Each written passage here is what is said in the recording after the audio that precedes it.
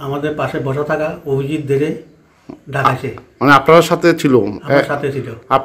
আপনাদেরকে নিয়ে যাচ্ছিল? আমরাকে নিয়ে আসলে আমরা সাথে সিটি বসে আছিল। এরপরে বাইরে পুলিশ তাদের একজন প্লেনের কর্মচারী কর্তব্যরত কর্মচারী দিয়ে ডাকাইছে অভিজিৎ দেরে। তো অভিজিৎ দে বাইরে আসে, আয়ার পরে যথারীতি পুলিশে তাদের জিজ্ঞাসা করতেছে। এরপরে আবার আমরা পাশে আছি, আমাদেরকে ডাকাইছে পুলিশে তার সাথে।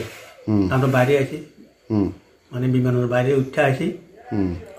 দেখলাম যে এই পুলিশ কি তার লগে কি হয়েছে কি না হয়েছে আমরা জানি না। তারা ধরছে, জিজ্ঞাসাবাদ করে ধরছে। প্লেনে উঠছি, সবাই বইয়া টইয়া গেছি।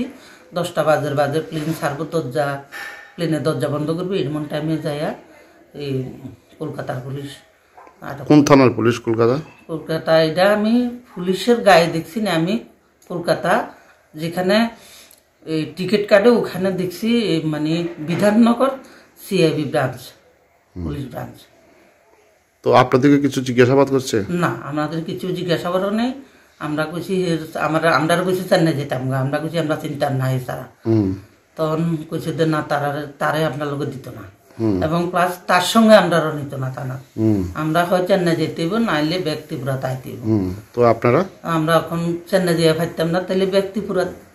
তখন তারারে কইছি, আমি পুলিশ তারারে কইছি, স্যার আমরা তো চেন্নাই যেয়ে চিনতাম না, আমরা ব্যক্তিপুরা জামুগা, আমরা প্লেনের টিকিট কাটটা দিয়ে যান।